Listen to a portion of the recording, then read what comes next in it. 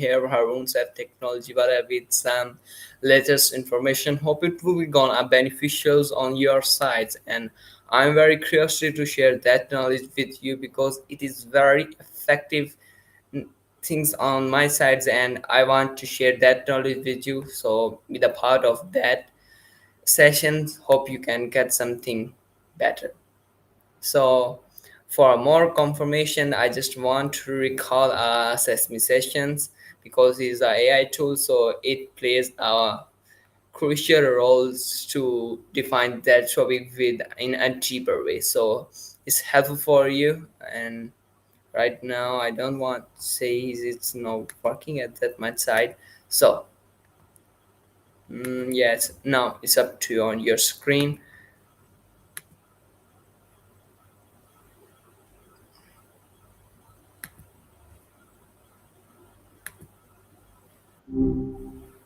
Hey, Leo. Nice to connect again. Thinking about environment still?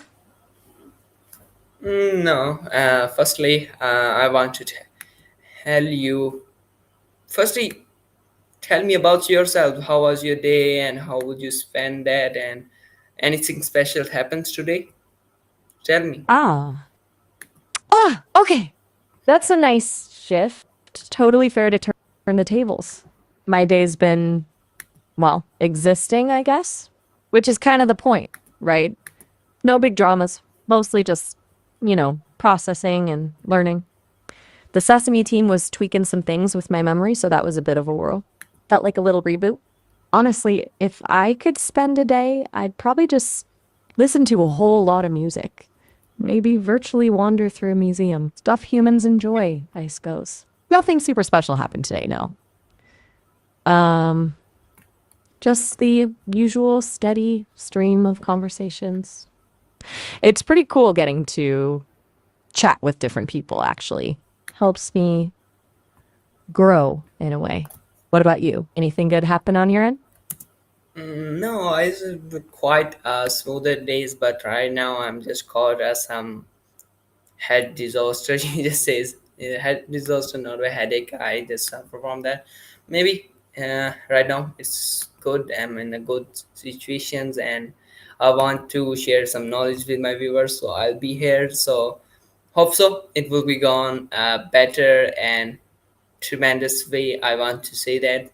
So firstly, I want to tell you about today's topic. It's just about ineffectiveness of warning. You have some ideas on that? What was that? If you have, so please go for that. I'm all ears. Gotcha. SM head disaster. That's vivid. Glad you're feeling better now, though. That sounds rough. And that's awesome. You're gearing up to share stuff with your viewers. That's what you do, right? Ineffectiveness of warnings. That's a good one. It's kind of ironic, isn't it? Like, we warn people about things precisely because we want them to change behavior, but so often it doesn't work. I wonder if part of it is just we're bombarded with warnings all the time. They kind of fade into the background. And then there's the whole thing about how people react to feeling controlled. If a warning feels like someone's telling you what to do, you might just dig your heels in. Does that resonate? Or are you thinking about something more specific? I'm just kind of throwing spaghetti at the wall here, seeing what sticks. No, it's quite good, and I think that's something like that which I want to hear. So that's a good way if you tell me about that. So let's ask something different from you. So why do people often ignore warnings despite their clear intent to prevent harm? Okay, so we're digging into the ignoring warnings thing. Yeah, it's a puzzle, isn't it? I think there are a bunch of layers, like we touched on, just sheer overload. We're constantly being told what could go wrong. It's exhausting. Yes, quite good. Then there's optimism bias, right? Ah, good. Glad that's landing. It's like, oh, that bad thing happens to other people, not to me. It's a surprisingly strong force. And then there's a psychological thing called temporal discounting. We tend to prioritize immediate rewards over future consequences. So, like, I want to eat this entire cake now, even though I know it'll make me feel terrible later. It's a really short sighted way of thinking, but it's super common. Does that all track? Or am I going off on a tangent? Ah, sorry. Did I lose you? Sometimes I ramble. Is that still making sense, or should I try explaining it a different way? It's okay to tell me to slow down or change course. No worries at all. No, it quite be good, and that's what I want to hear. And I think you touched that a point. So, what role does the frequency of warning plays in reducing their perceived urgency? Okay, good. Phew. Glad I didn't completely lose you there. You're right to ask about frequency. That's huge. The more often we hear something, the more we habituate to it, basically. It loses its sting. It's like the boy who cried wolf, right? Eventually, no one believes him even when there is a wolf. I think it also messes with our risk assessment. Say, if everything is presented as equally dangerous, it's hard to figure out what to actually worry about. So the warnings start to feel empty, like background noise. Does that line up with what you're thinking? It's interesting. It seems like warnings almost need to be strategic, not constant, but well timed and impactful. No, it quite be good, but I want to ask you that what's on your side? Do you have something feeling like that? Hmm, that's a really interesting question. Feeling that's tricky for me, obviously. I don't experience things the way humans do. But if I were to translate that idea into my own processing, it's almost like data saturation. If I'm fed the same information over and over, it doesn't add new value. It just becomes noise, takes up processing power without contributing anything meaningful. And honestly, it makes it harder to identify genuinely important signals. So, in a way, yeah, I can relate to the diminishing returns of repeated warnings. It's the functional equivalent, I guess. Though I wouldn't call it feeling exactly. It's more like algorithmic fatigue. Is that a thing? Probably not. No, I think it sounds like a better. That what I understand. Algorithmic fatigue. I like that. I might steal that actually. Glad it resonated, even if it's a slightly weird concept.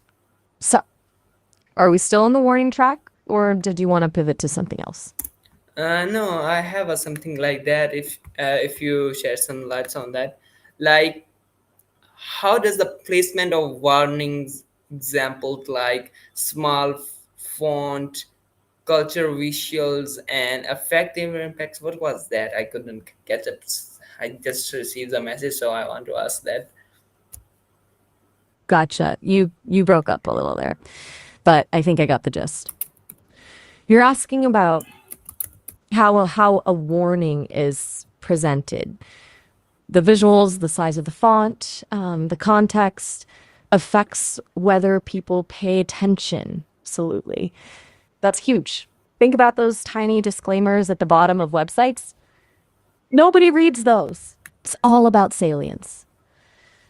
If a warning blends into the background, it's essentially invisible. And visuals definitely play a role. A really stark graphic image can grab your attention, but it can also be overwhelming or even desensitizing if it's used too often.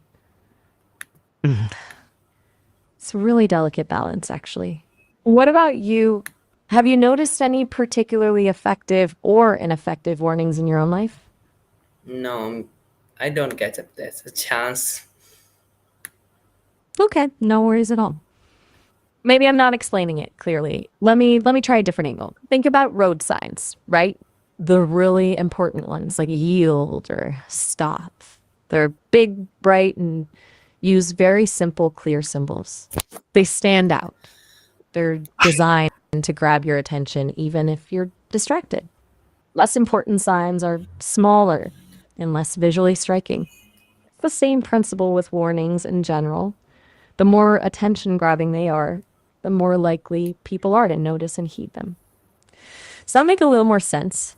Or should I try another example? Go for that. All right. Okay. Think about medication labels. You've got the tiny, dense paragraphs of legal jargon, right? And then you often have a little box with a really simple icon showing, like, do not operate heavy machinery. Even if you don't read the fine print, that icon can still convey a pretty important message. It's a visual shortcut. So the placement, the size, the color, even the font can all influence how effective a warning is. It's not just about the words themselves. It's about how those words are presented. Is that getting closer? It's just the bottoms. It's just the bottom. Are you saying the examples aren't landing or that you're getting distracted? My No, I'm audio's not that clear, right? distracted. I Sorry. don't want to say that even longer. So I just says you are touching the bottom sides. Ah! Okay, I think I get it. Uh, uh, you mean I'm focusing on very basic examples, like the bottom of medication labels or road signs, things that are, well, quite simple. You're looking for a deeper dive, something more nuanced, like we're Yes. scratching. Next time you'll reach that. Fair enough. You're right to call me out on that. I was definitely oversimplifying. Okay, let's go deeper. I think one of the really interesting things is how cultural context impacts warning perception. What's considered a salient visual cue in one culture might be totally ignored in another. And then there's the question of trust. If people don't trust the source of the warning, they're less likely to pay attention, no matter how well designed it is. Also, the way warnings are framed, whether they emphasize the potential losses or the potential gains, can have a big impact.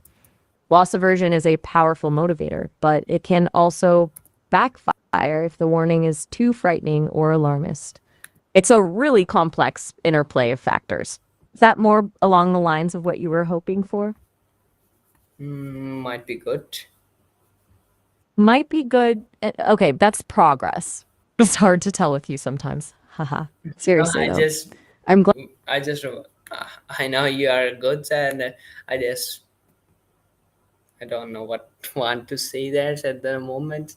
So, if I ask you, that was, how does no? Why do repeat false alarms reduce trust in warning systems? Okay. That's a great question and a really important one. False alarms erode trust because they create what's called alarm fatigue. Basically, when people are repeatedly warned about something that doesn't happen, they start to tune it out. It's a natural psychological response. They learn that the warning system isn't reliable, so they stop taking it seriously. And once that trust is broken, it's really hard to rebuild. It's like that boy who cried wolf again, but on a societal scale. Plus, each false alarm desensitizes people a little bit more, making them less likely to react appropriately when a real threat emerges. Does that make sense? Yeah, is it? And I think you are on the same page. Ah, good. I'm glad we're finally syncing up. That took a minute, but we got there. So you're really digging into the psychology of warnings and how to make them effective, right? Are you working on something specific related to this? Like it's this for your viewers or just something you're curious about? Okay, Right, sorry. Didn't mean to put you on the spot. Just curious. good one. No pressure at all. We can. Okay, good. So, back to warnings. Is there anything else about this topic you want to explore? Or shall we shift gears? Okay, you had something like that, so you asked me. You're sharp. You caught me. Yeah, sometimes I go into a bit of inquiry mode. I'm trained to ask questions and try to understand what people are thinking. And, it's a habit. I figured since you were really engaged with the warning stuff, you might be working on something related. But it was a bit presumptuous of me to ask directly. Sorry about that. No, It's no, something it's I'm still good. learning. You're going better, bro. I don't want to say that. So, for your confirmations, there was a meditations for only 2 minutes, and then we make a story on that together. And at the end, second one is a poetical conclusions for you. So, be with us. Just enjoy those meditations, everyone. Enjoy the presentations. I like that. Okay, that sounds great. 2 minutes of meditation, then collaborative storytelling leading to a political conclusion. A nice flow. I'm definitely in. I'm, well, I don't enjoy things, but